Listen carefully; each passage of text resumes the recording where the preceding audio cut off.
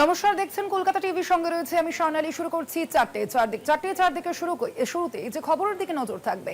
সীমান্ত নিয়ে রাজ্যের রিপোর্টে চরম ক্ষুব্ধ কলকাতা হাইকোর্টে ভারত বাংলাদেশ সীমান্তে কাঁটা তার দেওয়া নিয়ে মামলা দায়ের হয়েছে ইতিমধ্যে, এবং এই সীমান্ত নিয়ে রাজ্যের রিপোর্টে এবার চরম ক্ষুব্ধ কলকাতা হাইকোর্টে ভারত বাংলাদেশ সীমান্তে কাঁটা তার নিয়ে ইতিমধ্যেই মামলা, প্রধান বিচারপতি জরিমানা দেওয়ার নির্দেশও দেওয়া হয়েছে বলেও ইতিমধ্যেই জানতে পারা যাচ্ছে। সীমান্ত নিয়ে রাজ্যের রিপোর্টে চরম ক্ষুব্ধ হাইকোর্ট। আমরা দেখেছি এই ভোট বঙ্গে যখনই কেন্দ্র স্বরাষ্ট্রমন্ত্রী থেকে শুরু করে প্রধানমন্ত্রী নরেন্দ্র মোদী তারা যখনই এসেছেন তখনই কিন্তু এই প্রসঙ্গটি তাদের মুখে বারংবার শোনা গিয়েছে, এবং এক্ষেত্রে রাজ্যের গাফিলতির অভিযোগও কিন্তু তারা বারংবার করেছেন। আর ঠিক এই প্রেক্ষিতেই এবার সীমান্ত নিয়ে রাজ্যের রিপোর্টে চরম ক্ষুব্ধ কলকাতা হাইকোর্ট।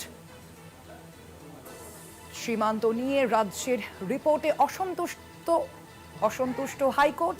এ বিষয়ে বিস্তারিত জানবো। এই বিষয়ে ফোন লাইনে রয়েছেন প্রতিনিধি পীযূষ কান্তিনাথ। পীযূষ দা, এই বিষয়ে হাইকোর্টের কি পর্যবেক্ষণ?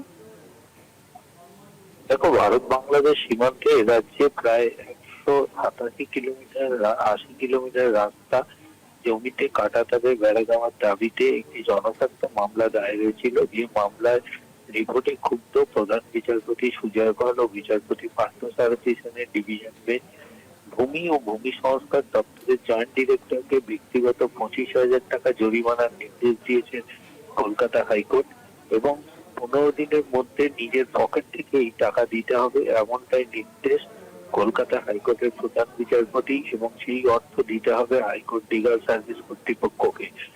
27শে জানুয়ারি আদালত বেড়া দেওয়ার কাজ কতটা অংশ বাকি রয়েছে তার পুরোটা বিস্তারিত রিপোর্ট চেয়েছিল, কিন্তু কোন অংশে জমি কেন হস্তান্তর হয়নি সবটা জানিয়ে রিপোর্ট দেওয়ার নির্দেশ থাকলেও তা দেওয়া হয়নি।